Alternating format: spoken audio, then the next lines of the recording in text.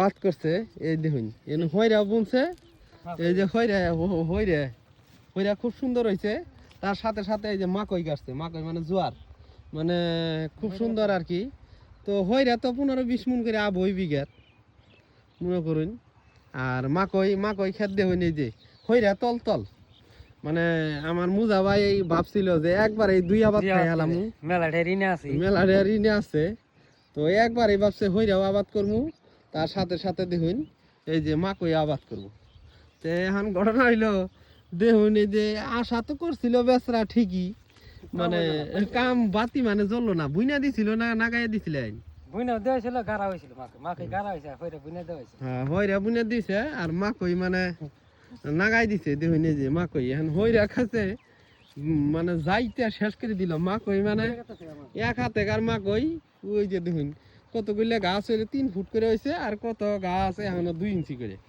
তো যাই হোক আবারটা কিরকম হইলো কমেন্ট করে জানাবেন এই যে আমগর গৃহস্থ এই গৃহস্থই মানে একবারে বেশি খাবার চাইছিল তো ইনশাল্লাহ হবো নাকি মাকই কিরকম হবো তাতে মাকই তলে গেছে গা হইরা যদি বাসা তো হইরা কিরকম পাবাইন তাতে হইরা তো নিম্নতন বিঘায় বাদ দিন 2.5 বিঘা মারি তা তো 20 মন বাপরে বাপ 20 মন বলে গৃহস্থ এই যে আমার ফরিদুল মামা আইছে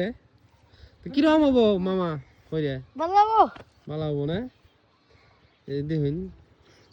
মানে খালি কয়দিন খালি মানুষের কাছে শুনলাম যে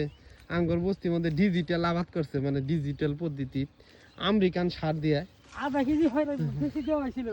দেখছেন না মানে ভাবছিল যে একবারে হইরা হবো